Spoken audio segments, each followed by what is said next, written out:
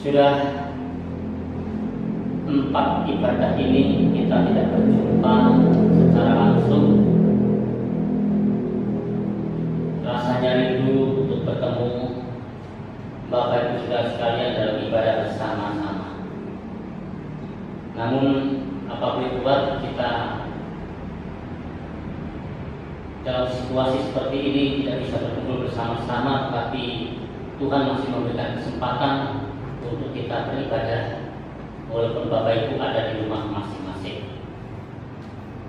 Mari sebelum kita mulai, kita mendengarkan firman Tuhan, kita berdoa terlebih dahulu. Bapa yang di surga, yang kami muliakan di dalam Yesus Kristus, kami bersyukur kalau saat pagi ini kami masih berkenan untuk memuji memuliakan nama Tuhan, dan kami masih kau perkenankan untuk menghadap hadirat-Mu untuk mendengarkan firman Tuhan. Biarlah firman-Mu saat ini bergema dalam hati kami, mendapat tempat dalam hati kami, dan kami bisa melakukan di tengah-tengah kehidupan kami. Berkati seluruh jemaat-Mu yang saat ini beribadah di rumah masing-masing, dan kami yang ada di gereja ini, Tuhan berkati. Kami siapkan hati pikiran kami, Tuhan, untuk mendengarkan firman-Mu. Dan jemaat yang dikasihi Tuhan, berbahagialah setiap orang yang mendengarkan firman Tuhan dan melakukannya. Di dalam nama Tuhan Yesus kami menyerahkan pemberitaan firman Tuhan saat ini. Amin. Mari jemaat yang kami kasihi, kita buka Alkitab kita di dalam 1 Korintus pasal yang ke-15 ayat yang ke-20. Satu ayat saja, 1 Korintus 15 ayat yang ke-20. Saya akan membacakan. Bapak Ibu yang di rumah, saudara semuanya bisa membuka dalam Alkitab masing-masing. Saya ulangi dalam 1 Korintus 15 ayat 20 yang demikian bunyi firman Tuhan. Tetapi yang benar ialah bahwa Kristus telah dibangkitkan dari antara orang mati sebagai yang sulung dari orang-orang yang telah meninggal. Rasul Paulus menyampaikan perkataan ini dikarenakan banyaknya isu yang beredar di tengah-tengah kalangan umat Kristen yang sangat membingungkan. Dari sejak itu kelahiran Yesus Kristus, kematiannya, kebangkitannya, banyak orang yang tidak benar, yang tidak paham benar akan kematian Yesus Kristus dan kebangkitannya. Banyak isu yang muncul bahwa Yesus itu tidak bangkit. Bahkan sebelumnya diisukan bahwa Yesus itu tidak mati. Kalau Yesus tidak mati di salib dan Yesus tidak dibangkitkan, maka apa yang terjadi dalam kehidupan kita sebagai orang Kristen yaitu sia-sia. Maka tema saat pagi ini saya sampaikan kepada jemaat semuanya bahwa kebangkitan Yesus Kristus adalah fakta sejarah. Sekali lagi, kebangkitan Yesus Kristus adalah fakta sejarah.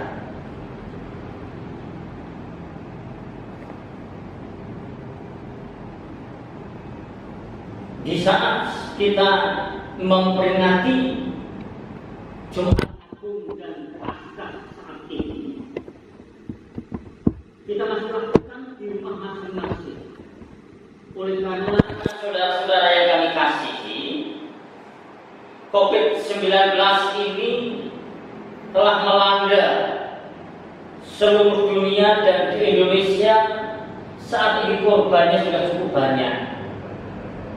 Tadi saya mendengarkan di televisi sudah 2.293. Kalau tidak salah 3.293. Itu cukup besar. Dan ini bukan main-main, saudara. Virus corona bukan sesuatu hal yang bisa kita ajak bercanda.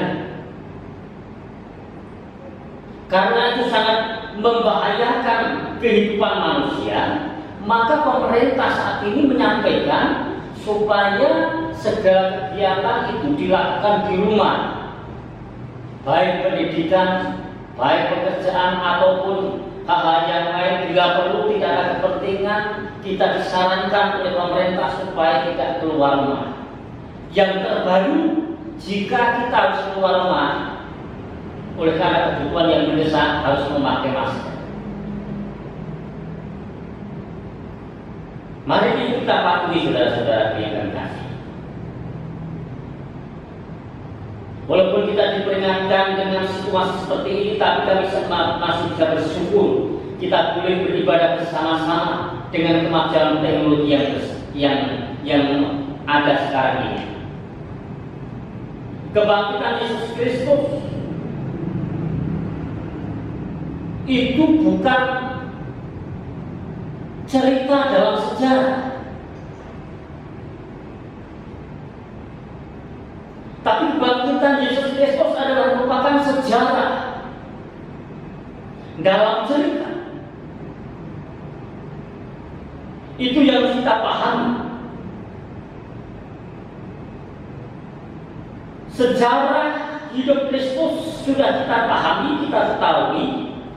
Yesus dalam nubuatan, baik itu kelahiran, kesengsaraan, dan kematian Yesus Kristus serta kebangkitannya adalah itu merupakan satu nubuatan yang sudah disampaikan oleh para nabi dan diselidiki para nabi. Dalam Ibrani pasal 1 jelas bahwa penulis Ibrani menyelidiki itu dengan benar, bahwa kelahiran dan kematian Yesus itu adalah fakta. Yesus dalam kelahirannya telah dinubuatkan oleh Nabi Yesaya. Dalam Yesaya pasal 7 ayat 14 yang ditulis oleh Yesaya sekitar tahun 750 sebelum Masehi, Yesaya sudah mencatat, sebab itu Tuhan sendirilah yang akan memberikan kepadamu suatu pertanda. Sesungguhnya seorang perempuan muda mengandung dan akan melahirkan seorang anak laki-laki, dan ia akan menamakan dia Immanuel. Nubuatan ini sudah digenapi di saat Yesus lahir yang disebut Natal. Lalu nubuatan akan kesengsaraan Yesus, Yesaya juga mencatat dalam Yesaya 53 ayat yang ketiga sampai 5, Yesaya menuliskan seperti ini tentang kesengsaraan Yesus. Ia dihina, dihindari orang, seorang yang penuh kesengsaraan dan yang biasa menderita kesakitan. Ia sangat dihina sehingga orang menutup mukanya terhadap dia, dan bagi kita pun dia tidak masuk hitungan. Betapa sakitnya hati seorang itu dihina. Kalau kita sendiri itu dihina orang, pasti kita merasakan sakit. Mungkin kita juga akan jengkel kepada orang itu. Apalagi kita dihindari, itu tambah menyakitkan. Yesus mengalami itu semuanya. Yesaya menyatakan dalam ayat selanjutnya, tetapi ada satu kontras. Tetapi sesungguhnya penyakit kita lah yang ditanggungnya, dan kesengsaraan kita lah yang dipikulnya. Padahal kita mengira dia kena tulah, dipukul dan ditindas.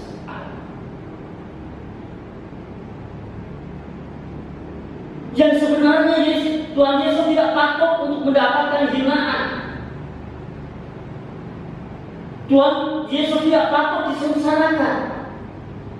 Tapi tentang hinaan dan kesengsaraan ini sudah dinubuatkan oleh Nabi Yesaya bahwa ia melakukan seperti itu untuk kita sekalian sebagai manusia yang berdosa.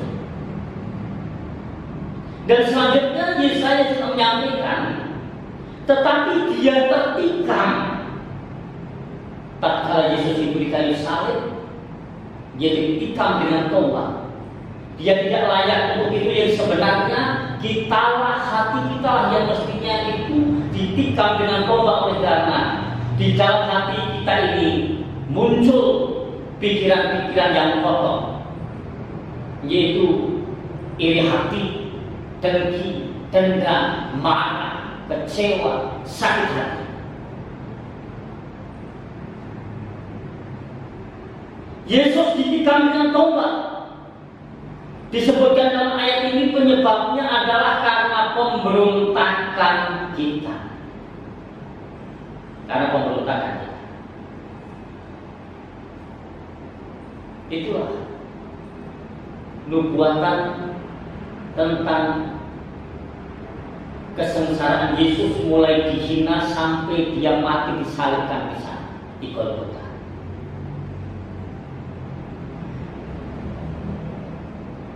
Yesus dalam nubuatan yang berikutnya adalah Yesus itu dikuburkan dan Yesus bangkit dari antara orang mati. Hal ini yang menyampaikan adalah Yesus sendiri. Sebelum ia mati di Golgota, Yesus sudah menyampaikan dalam Matius pasal yang ke-16 ayat 21 kepada murid-muridnya seperti ini. Sejak waktu itu Yesus mulai menyatakan kepada murid-muridnya bahwa ia harus pergi ke Yerusalem dan menanggung banyak penderitaan, dan pihak tua-tua, imam-imam kepala, dan ahli-ahli Taurat lalu dibunuh dan dibangkitkan pada hari yang ketiga. Ini yang perlu jemaat ketahui, bahwa Yesus sebelum ia mati sudah menyampaikan kepada murid-muridnya bahwa ia harus pergi ke Yerusalem untuk menanggung banyak penderitaan, menanggung banyak kesengsaraan. Dia harus diludahi, dia dipukul, dia terus dihina, dan sampai ia dibunuh.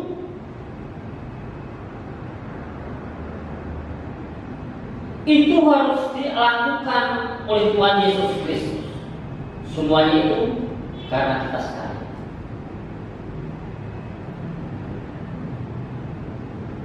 Sekali lagi saya sampaikan bahwa ia harus pergi ke Yerusalem dan menanggung banyak penderitaan. Bukan sedikit, banyak penderitaan.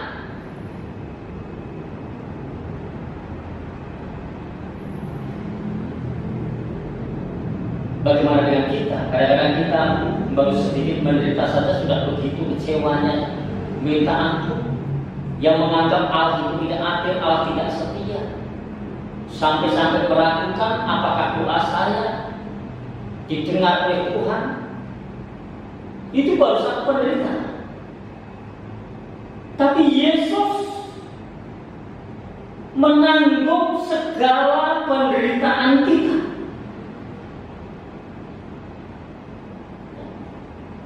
Menanggung banyak penderitaan yang dilakukan oleh para tua-tua, para imam-imam dan ahli Taurat. Jadi penderitaan Yesus memang sudah diperbuatkan. Dan kebangkitannya juga ia sendiri sudah menyampaikan bahwa dibunuh dan dibangkitkan pada hari yang ketiga. Fakta kebangkitan Yesus Kristus itu betul-betul merupakan peristiwa yang sangat bersejarah bagi kita, yang membuktikan bahwa ia betul-betul bangkit dari antara mati. Kita tidak perlu menghiraukan apa kata orang. Di saat Jumat Agung Yesus Kristus di hadapan Pilatus lalu diadili, lalu Pilatus menyampaikan kepada semua masyarakat yang ada pada saat itu, siapakah yang harus aku lepaskan? Yesus yang disebut Barabas atau Yesus yang disebut Kristus? Sekali lagi saya sampaikan, Pilatus menyampaikan, siapakah yang harus aku bebaskan? Yesus Barabas atau Yesus yang disebut Kristus? Semua masyarakat menyampaikan Barabas yang harus dibebaskan. Yesus harus disalibkan. Yesus harus disalibkan. Di sini kita bisa melihat bahwa kematian Yesus Kristus disalib tidak bisa kita putar balikan, itu juga fakta. Kalau kematian Yesus Kristus disalibkan itu fakta, maka kebangkitannya itu juga fakta.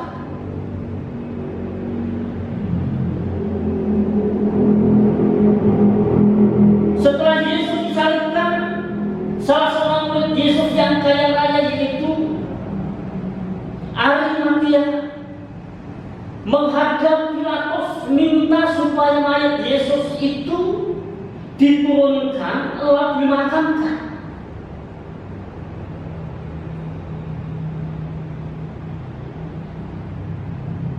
Itu diizinkan lalu dikubur. Setelah dikubur, perhatikan saudara-saudara, apa yang terjadi sebagai fakta bahwa kematian Yesus Kristus itu fakta, kebangkitannya juga fakta. Dalam Matius 27 ayat 60 sampai 66, silahkan jemaat membuka semua. Dalam Matius pasal yang ke-27 ayat 62 sampai 66, ada peristiwa-peristiwa setelah Yesus dikubur yang terjadi adalah sebagai berikut. Disebutkan keesokan harinya datanglah imam-imam kepala dan orang-orang Farisi bersama-sama menghadap Pilatus.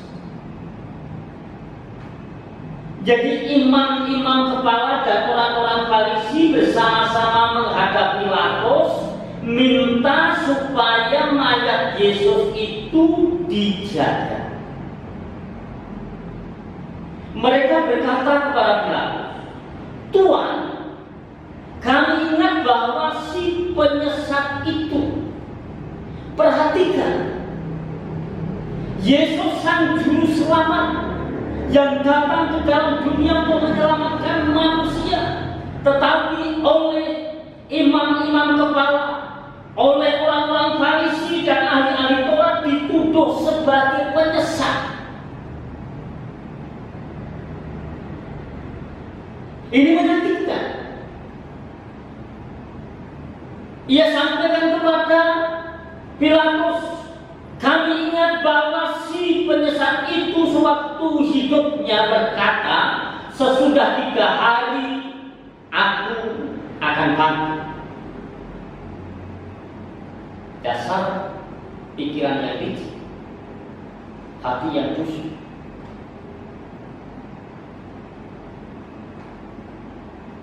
Sudah dikubur saja masih dimusuhi.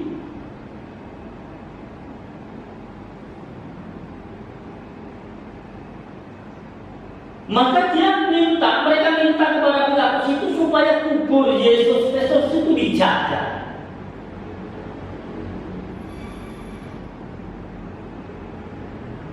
Sampai 3 hari lamanya. Maka Pilatus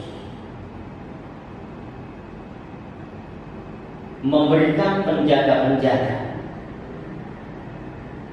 yang sangat kuat, dan cincin Pilatus sebagai menteri kubur itu bahwa itu resmi, itu legal penjaga-penjaga itu. Siapa saja yang akan mendekat ke kubur itu akan berhadapan dengan penjaga dan kubur. Maka dari itu jemaat yang kami kasihi, peristiwa itu betul-betul nyata.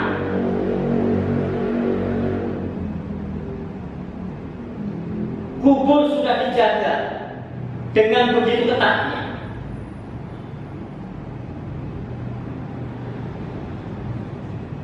Maka imam-imam kepala dan ahli Taurat serta penjaga-penjaga yang sangat berotot itu menjaga kubur yang dilengkapi dengan meterai Pilatus, juga dilengkapi dengan itu peralatan-peralatan senjata yang sangat kuat. Tidak mungkin orang akan mencurinya, karena itu menjadi kekhawatiran kepala imam dan ahli-ahli Taurat. Orang yang khawatir pasti siap penuh, karena mereka khawatir mayat Yesus itu dicuri oleh muridnya, maka dijaga dengan ketat. Dan di balik itu kita bisa melihat bahwa Yesus benar-benar bangkit. Itu diungkapkan dalam pasal 28 ayat 1 sampai 2 dan pasal 28 ayat 4 sampai yang ke-7. Di sini diceritakan bahwa Maria Magdalena dan Maria yang lain, juga wanita-wanita yang lain itu bergumul ingin merempah-rempahi tubuh Yesus yang sudah dimakamkan itu. Dalam pergumulan para wanita itu, dia bergumul, siapakah yang akan membuka pintu kubur? Karena mereka menyadari okoknya tidak kuat, dia sebagai seorang wanita. Maka dia bergumul dengan itu, tetapi dia tetap pergi.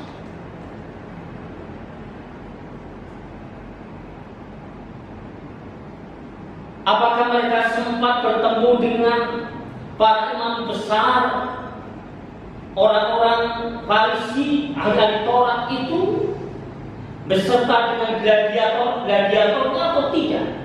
Tapi Alkitab mencatat bahwa tatkala wanita-wanita itu pergi ke kubur Yesus, malaikat Tuhan turun dari langit, lalu terjadilah gempa bumi pada saat itu, dan pintu kubur itu terbuka.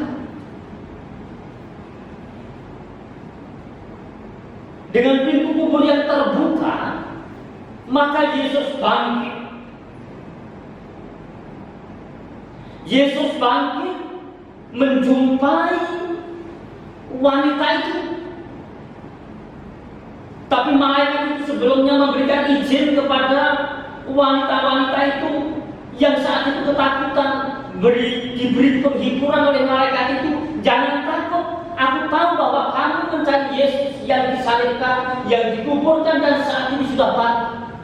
Lihatlah ke dalam bahwa Yesus betul-betul sudah bangkit. Kubur itu kosong. Sekarang pergi pulanglah, sampaikan kepada murid-murid Yesus bahwa Yesus itu bangkit. Maka saat pagi ini saya juga menyampaikan kepada murid-murid Yesus yang saat ini sedang ibadah di rumah bahwa Yesus betul-betul bangkit.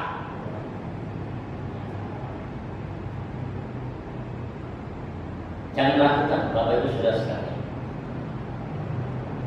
Kalau ada berita-berita yang menyatakan bahwa Yesus itu tidak bangkit, dicuri, itu adalah hoax.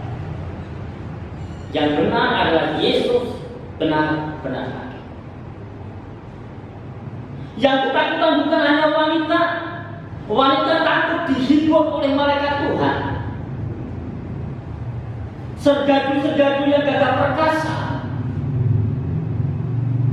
yang saat itu menjaga kubur menjadi takut.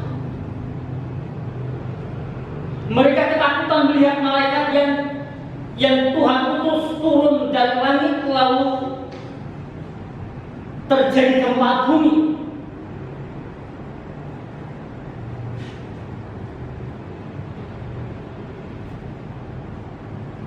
Dalam ketakutan para gladiator itu, mukanya yang berseri-seri berubah menjadi pucat.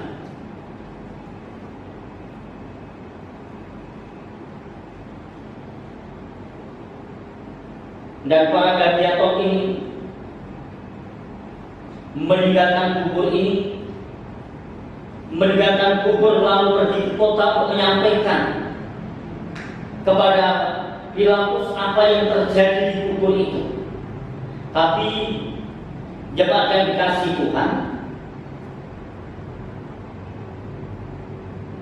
sampailah pada tahapan penyebar kebohongan yang terjadi, yang dimulai dari kubur itu. Penyebaran kebohongan masih ada juga sampai sekarang. Bahkan dusta itu ada diawali dari Mahkamah Agama. Dalam Matius pasal 28 ayat 11 sampai 15 kita tahu, saat di mana para gladiator itu meninggalkan kubur dengan rasa ketakutan, lalu berjumpa dengan imam-imam kepala. Mereka menyampaikan apa yang terjadi di kubur itu. Para gladiator menyampaikan bahwa saat ia menjaga kubur itu tanpa tidur selama 3 hari 3 malam, dia dengan siap siaga. Tiba-tiba malaikat Tuhan dari langit turun dan terjadilah gempa bumi sehingga pintu kubur itu terbuka. Para wanita itu datang lalu disuruh pergi oleh malaikat untuk menyampaikan kepada murid-murid Yesus bahwa Yesus itu telah bangkit. Itulah cerita yang disampaikan para sergadu kepada para imam kepala dan ahli Taurat. Saudara yang dikasihi,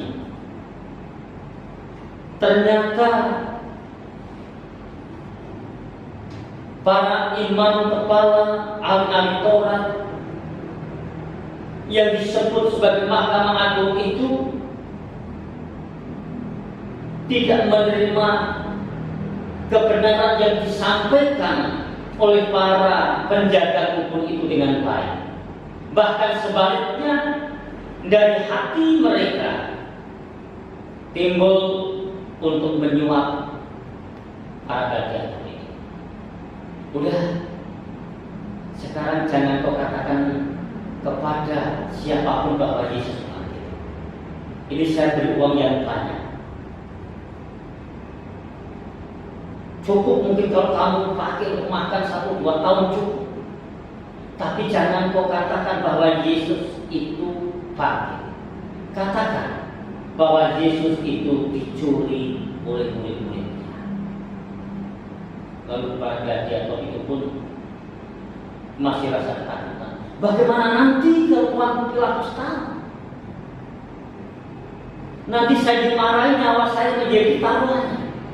Udah, yang penting kamu diam, nanti kalau ketahuan saya yang bertanggung jawab untuk menyampaikan kepada Pilatus.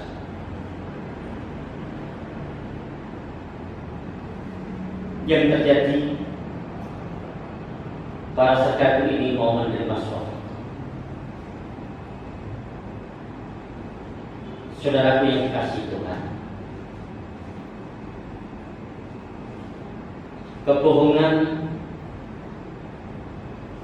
tentang kebangkitan Yesus sudah dimulai sejak imam-imam kepala dan ahli-ahli Taurat menerima laporan dari para penjaga kubur itu, dan sampai sekarang pun masih ada. Maka sampai pada kesimpulan saat pagi ini. Yang pertama, berita kelahiran, kematian, dan kebangkitan Yesus itu benar-benar fakta. bukan Injil. Yang kedua, Yesus Kristus setelah dikuburkan, dia betul-betul bangkit pada hari yang ketiga menjadi yang sulung, dan dia akan membangkitkan semua orang yang telah menjadi miliknya. Perhatikan, dia yang dibangkitkan menjadi yang sulung akan membangkitkan kita yang telah menjadi miliknya. Yang ketiga, setelah dia bangkit, sekarang dia berpesan kepada murid-muridnya, menyampaikan bahwa aku menyertai kamu sampai akhir zaman. Penyertaan Tuhan masih ada sampai sekarang ini. Dan yang terakhir,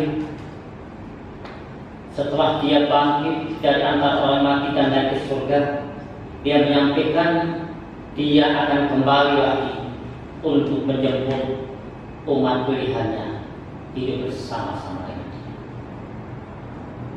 Maka dari itu Bapak Ibu Saudara sekalian, jangan muncul keraguan dalam hati dan pikiran. Jangan mau didesa imanmu tentang pengharapan tentang Injil. Yesus betul-betul telah bangkit.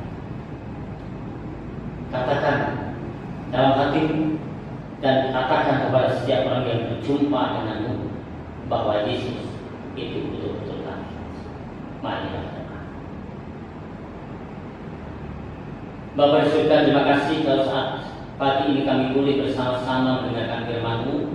Biar Tuhan terus berbicara kepada kami. Kami serahkan ke dalam tangan kuasa Roh-Mu. Firman Tuhan ini supaya mendapat tempat dalam hati setiap jemaat-Mu, bertumbuh dan berkembang sehingga iman kami semakin kokoh dalam Tuhan. Iman kami tidak digoyahkan dalam situasi apapun.